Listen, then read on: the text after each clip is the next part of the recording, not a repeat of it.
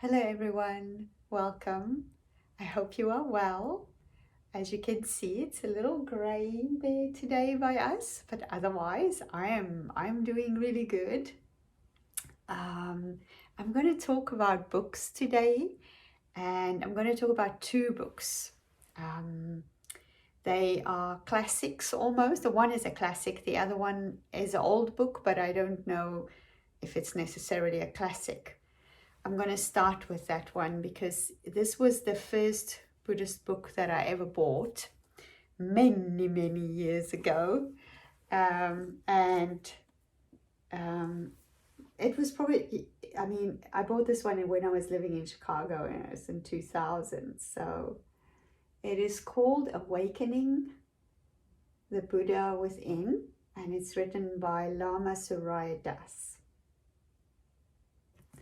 And oh wow, you can see I have read this book, and I'm not like these people that keep my books perfect. I like to make notes and underline and go crazy when I study a book, because I mean, how else am I going to remember the places where I want to focus on and go back to certain places, right?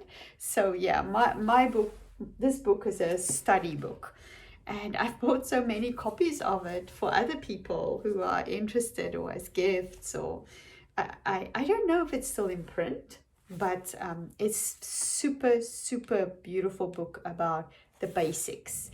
And you don't have to be a Buddhist to want to read this book. It's about it's just about finding out how these Buddhists of old have lived, and the principles that they keep, and the ideas and philosophies that they have, and how it can still work for us today. It's mainly focused on the Tibetan side of Buddhism, and the Tibetan people and their life, but their approach. But it basically takes you through all the basic principles. So, you have the, what are they called? Like the four principles of Buddhism about suffering and the way out of suffering.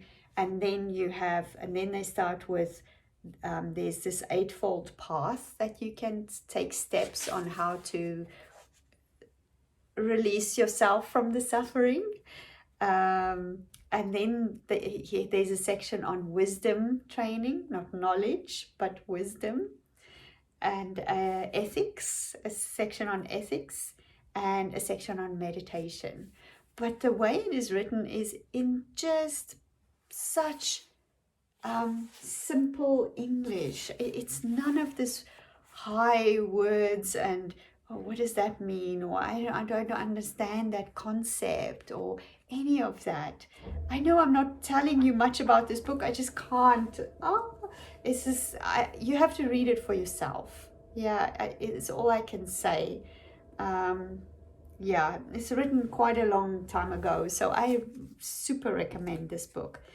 The second book, almost everybody that's interested in Buddhism will probably, if not everyone, will know this book. It's called Shambala, the Sacred Path of the Warrior, and it's written by Trungpa. And he wrote this book, I think, around the 70s maybe. And so it's also not a old book, but when he wrote it for our modern times, which was in the 70s, the modern times, right? He talks about like our basic wisdom and our basic nature of who we are as humans inside of us. And he takes us on this journey on he talks about celebrating your journey, about letting go, all these things that we hear so much about, what he talks about, how to overcome your patterns, how to be here now, all those kind of things is in this book. which is really, really also quite simple. Maybe not as simple and direct as this one, but super easy to understand and really cool to read. And what for me about this book that I just want to also say is, remember it was written in the 70s, right? Or early 80s, I'm not exactly sure. Let's have a look when this book was written, but it was written quite some time back. And when he wrote it, it was a different time from where we are today. So some of the things that he wrote about in here is, excuse me, it relates to the 70s. So he talks about, being, the clothes you wear makes a difference in how you feel and how you approach the world. So take a little bit of care about how you, present yourself. So he talks about putting on a suit. And today we don't really wear suits anymore. So, but you know what I mean. It's like you take the concept of it, not the actual exact, okay, now you got to go out if you're a guy and buy a suit, or if you're a woman, buy this very stylish dress. That's not the point of it. It is just being, feeling good and right in your skin, and be, like when you respect yourself and how you present yourself to the world, then the world will see that, and then the world will give that back to you.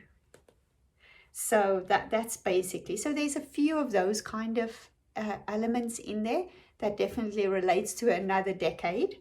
But the basic fundamentals of this book is, it's really, really good. It's just such a good, and you can see it's not a thick book. It's actually quite an easy read as well. So wise. This man was so wise. So yeah, so here are my two books, that I can say so you can have a look, see if you can find them if you're interested in Buddhism. Even if you're not interested in Buddhism, you can always just have a look, because the philosophy of it is just so simple. It's like sometimes we overcomplicate our lives so much with trying to do the right thing or shift behaviors, and in the end it's often just very simple answers that we just need to practice a bit and take our time. So yeah, I really appreciate you listening to me mumbling about these books. That's meant so much for me on my journey. And yeah, I wish for you beautiful, beautiful day. And I will speak to you soon. Bye.